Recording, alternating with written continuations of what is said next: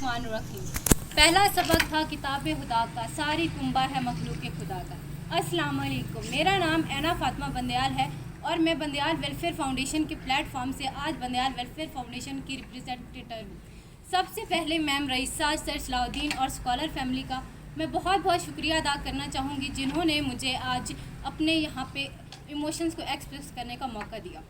अब मैं आती हूँ अपनी बात की तरफ। बंदयाल वेलफेयर फाउंडेशन का वजूद कैसे आया?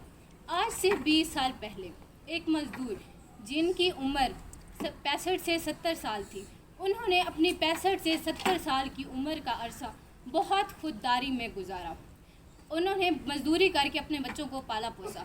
एक मजदूर की क्या ज़रूरियात होती हैं? अपने बच्चों को पालना पोसना और अपना फ़र्ज़ अदा करना। अल्लाह ने उनको रहमतों से नवाजा था। उनकी 2 बेटियां थीं। उन्होंने अपनी पहली ज़िम्मेदारी तो बहुत बखूबी निभाई, लेकिन जब फ़र्ज़ अदा करने का टाइम आया तो वो बीमारी की ज़द में आ गए। वो फालिज के मरीज़ हो गए और चरपाई पे आ गए। आप सोचें, जिस बंदे ने 70 साल तक मजदूरी की होगी, उस बंदे ऊपर क्या गुजरती होगी कि वो अपना फ़र्ज़ नहीं निभा सका। इसी तरह उन्होंने इस सिलसिले में जो हमारे बंदयाल वेलफेयर फाउंडेशन के फाउंडर हैं चाचू अकरम बंदयाल से मुलाकात की और उनको अपनी दास्तान सुनाई। उस दिन चाचू ये अहद करके उठे थे कि उनकी बेटियों का फ़र्ज़ हम अदा करेंगे।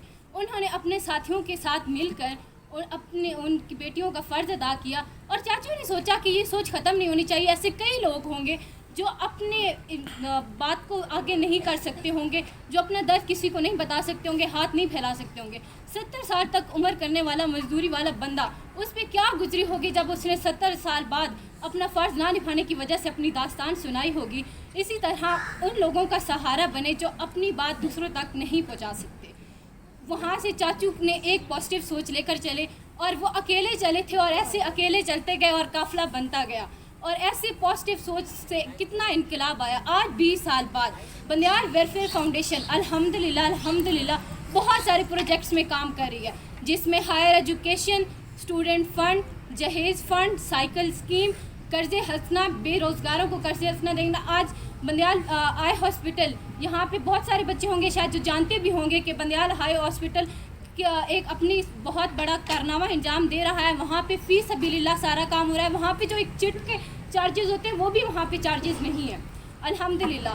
और बंदयाल हायर एजुकेशन में बंदयाल फाउंडेशन ने बहुत ज़्यादा कोऑपरेट किया। ऐसे स्टूडेंट जो एफएससी के बाद आगे अपनी स्टडी कंटिन्यू नहीं कर पाते थे, उन्होंने उनकी मदद की और वो आज अपने उन मुकामों पे हैं जहाँ पे वो जाना चाहते थे। बंदयाल फाउंडेशन ने उनमें कोऑपरेट किया। इसकी रिसेंट एग्जाम्पल डिस्ट्रिक्ट मियांवाली से एक ताल्लुक़ रखने वाली लड़की जिसने अभी BS केमिस्ट्री में अपनी यूनिवर्सिटी में टॉप किया, उनको जब हमने अप्रोच किया तो पूछा कि आप क्यों नहीं पढ़ी। उनके एफएससी में 974 मार्क्स थे। उन्होंने बताया कि मेरे ना घर के हालात मुझे इजाज़त नहीं दे रहे कि मैं आगे पढ़ूँ। ऐसी बच्ची, अब आप खुद सोचें, अगर फाइनेंशियल इश्यूज़ की वजह से आगे ना जा पाए तो आज क्या वो उस जगह पे होती जहाँ उसने टॉप किया? नहीं, कभी भी ना होती। ये अपनी सोच बदलें। आप सबकी कोऑपरेशन की वजह से ये हायर एजुकेशन का प्रोग्राम चल रहा है। हम स्टूडेंट ने मिलकर उसकी ज़िम्मेदारी ली कि हम उसको आगे लेकर जाएंगे। अल्हम्दुलिल्लाह वही हमारी बहन जिसने अपनी मियांवाली यूनिवर्सिटी में टॉप किया और आज वो इस मुकाम पर हैं। तो उनका जब रिज़ल्ट आया, सबसे पहले उन्होंने बंदयाल फाउंडेशन को शुक्रिया अदा किया और कहा कि मैं आपकी बहुत शुक्रगुजार हूँ। अगर आप मुझे ये अपॉर्चुनिटी ना देते तो कभी भी मैं आज इस मुकाम पर ना होती। और बंदयाल जहेज़ फ़ंड, जो एक काफ़िला चला था 2 बच्चियों के फ़र्ज़ अदा करने से, अल्हम्दुलिल्लाह आज बंदयाल में 5 बच्चियों का फ़र्ज़ हर साल बंदयाल फाउंडेशन की तरफ से अदा किया जाता है, अल्हम्दुलिल्लाह।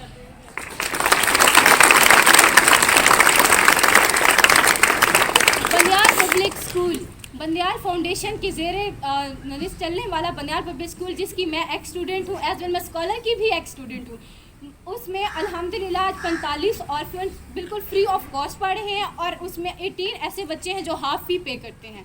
और वही बच्चे अगर आज निकल कर, मैं भी उस स्कूल की निकली हुई हूँ, मैं यहाँ पे आई खड़ी हूँ, अगर रिप्रेजेंट करें, आप सबके सामने करें, ऐसे बच्चों को वो सपोर्ट करते हैं, ऐसे बच्चों को आगे लेकर आते हैं। क्योंकि आप एक स्टूडेंट जो होता है ना, पूरे पाकिस्तान का फ्यूचर होता है। और आप अगर एक सोच बदली थी, अगर आप सब ये सोच रखने लग जाएं कि हम इस चीज़ को आगे लेकर जाएंगे, तो आप सोचें कितना इनकलाब आ सकता है।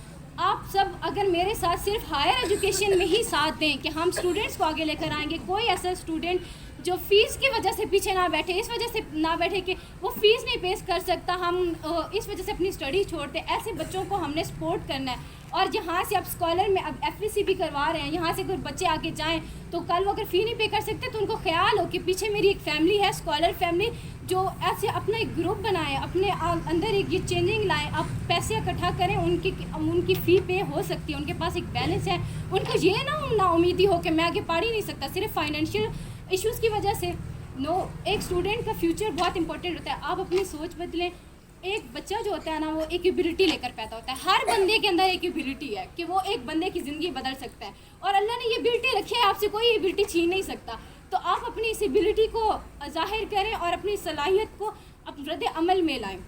और उसके बाद दुनिया से तो चला ही जाना है। सिकंदर आज़म जब फौत होने लगा था तो उसने कहा था कि मेरे हाथ कफन से बाहर उठा रख देना कि सिकंदर आज़म भी दुनिया से खाली हाथ जा रहा है। इस तरह एक एक करके काफ़िला बनता है। इसकी सबसे बड़ी एग्जांपल हिजरत मदीना है। जब मुहाजिरीन ने हिजरत की थी मदीना की तरफ तो उनके पास कुछ भी नहीं था। इंसार ने उनको अपना घर दिया, अपने कारोबार में हिस्सा दिया, उनको अपना भाई बनाया, हत्ता कि यहाँ तक कहा कि जिनकी 2 बीवियाँ थी उन्होंने कहा था इनमें से मेरा भाई जिस बीवी को पसंद करे मैं उसको छोड़ता हूँ, वो से शादी कर ले। ऐसे कुर्बानी देते हैं, कुर्बानी से चलता है।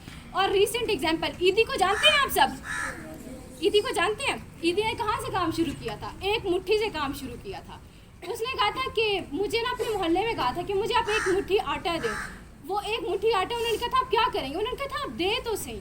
उसने जब एक मुट्ठी आटा दिया तो वो जब पूरा गट्टू आटे के बन जाता था ना, वो जाके किसी बेवा के घर देता था और किसी बेवा का घर चल जाता था। ऐसे वो काफ़िला बनता गया। वो एक सोच बदली। अपनी सोच को पॉजिटिव करें, अपनी सोच को हाई रखें।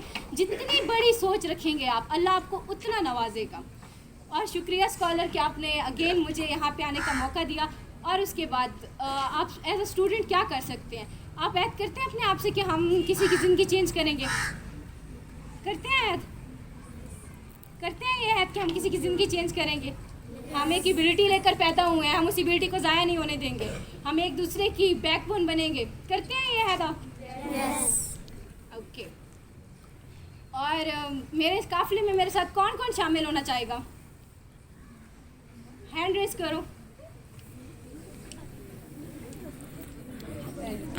बंदियाल वेलफेयर फाउंडेशन का पता है किसी को? आई हॉस्पिटल का पता है? पता है आपको? तो इस तरह हायर एजुकेशन, हम स्टूडेंट हैं तो हम स्टूडेंट के प्लेटफॉर्म से हम इस हायर एजुकेशन को आगे लेकर जाएंगे। चलें आज हम एक चेन स्टार्ट करेंगे। सबसे पहले यहाँ पे मेरे पास एक बॉक्स पड़ा है। जो मेरे साथ कोऑपरेट करना चाहेगा, सबसे पहले ये चेन मैं अपने आप से स्टार्ट करूँगी। इसमें मैं अपने पैसे ड्रॉप करूँगी। अब जो मुझे ये चैरिटी देना चाहेगा वो इसमें आकर दे दें।